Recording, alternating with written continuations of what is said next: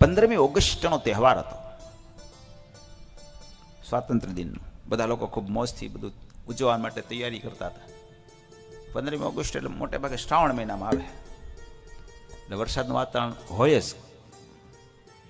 બધું ગોઠવાઈ ગયું, સ્ટેજ ને બેજ ને બધું. એમાં ઝરમર ઝરમર વરસાદ શરૂ થયો. એટલે પછી થોડીક વાર તો કઈ વાંધો નહીં, પણ પછી વરસાદ વધી ગયો અને પાણી પાણી થઈ ગયું એટલે બધા લોકો આમ જતા રહ્યા એક બાજુ, ઊભા હતા એક બાજુ. એમાં એક આક્રંદ કરતો માણસ બધાને કહેતો હતો, કોઈ મને અહીંથી બહાર કાઢો, બહાર કાઢો. રડતો રડતો આક્રંદ કરતો કરતો કહેતો હતો. એમાં એક માણસનું ધ્યાન ગયું, જોયું એની સામે. એટલો બધો આમ આમ આમ વિકૃત હતો એ, આમ આમ જોઈએ ને તો આમ ચીજ આમ આમ પેલું થઈ જાય એવો. એટલી બધી દુર્ગંધી આવતી. કેટલા દિવસથી નાયો ને એવી કોને ખબર. એનો વાળ, એનો ચહેરો, ચારે બાજુ નરા ફોડલા થયેલા શરીરમાં, દુર્ગંધ મારતી હતું શરીર, ભૂખ્યો હતો, આમ આમ જોઈ ન ગમે એવો માણસ હતો. એ આક્રંદ કરતો કરતો કહેતો હતો, મને બહાર કાઢો, હું પાપી છું, મને બહાર કાઢો, હું પાપી છું. એ ભાઈએ પૂછ્યું, તે શું પાપ કરે છે? કે પેલા મને ખાવાનું આપો, પછી બધું જ કહીશ. બહુ ભૂખ્યો થયો છું, કેટલા દિવસથી મને ખાવાનું નથી મળ્યું. પેલા ભાઈને દયા આવી, બહાર કાઢ્યો. એક જ વસ્ત્ર પહેર્યું, આખો દિગંબર જેવો હતો, શરીર એટલું બધું વિકૃત થઈ ગયું હતું. પછી એને ખવડાયું,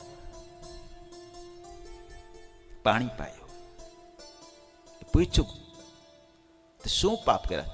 તો કે દુનિયામાં જેટલા પાપ છે બધા જ મેં કર્યા છે. હું કામી, ક્રોધી, લોભી, લંપટ છું. તું છો કોણ? પૂછ્યું. તો એને અમુક મઠનું નામ આપ્યું. મઠનો અધિપતિ હતો, આશ્રમ બાંધ્યો હતો મોટો. લોકોને મારી પર બહુ વિશ્વાસ હતો. મારી પાસે બધા બહુ આવતા, મને ખૂબ આપતા બધું. હું એનો વિશ્વાસઘાત કરતો રહ્યો, એના તન, મન અને ધનને શોષતો રહ્યો. આ દેશ છે ને ભાવુક છે, ધાર્મિક છે, લાગણીશીલ છે. ધર્મમાં બહુ બધાને શ્રદ્ધા છે, પણ એ શ્રદ્ધાનો જે ગેરલાભ ઉઠાવે છે ઠાકોરજી નથી છોડતા. યાદ રાખજો. વિચારી વિચારીને પગલા ભર્યા. ઉપર મોટી બેંક બેઠી છે, ખાતું ચૂકવવું પડશે, નહીં ઉધાર નહીં ચાલે. અત્યારે સારું લાગે, ઠાકોરજીની આજ્ઞા વિરુદ્ધ કરીએ તો મજા આવે, પણ ઉપરવાળી બેંક બધું જ જોવે છે. એ માણસે કહ્યું, આ બધો બનેલો પ્રસંગ તમને કહું છું, કે મેં એટલા પાપ કર્યા, બધાનો બહુ ભોગવટો કર્યો, તનનો, ધનનો બહુ ભોગવટો કર્યો. મેં કેટલી તો હત્યાઓ કરી છે, મારી મારી પાણીમાં વહેતા મૂકી દીધા છે માણસોને.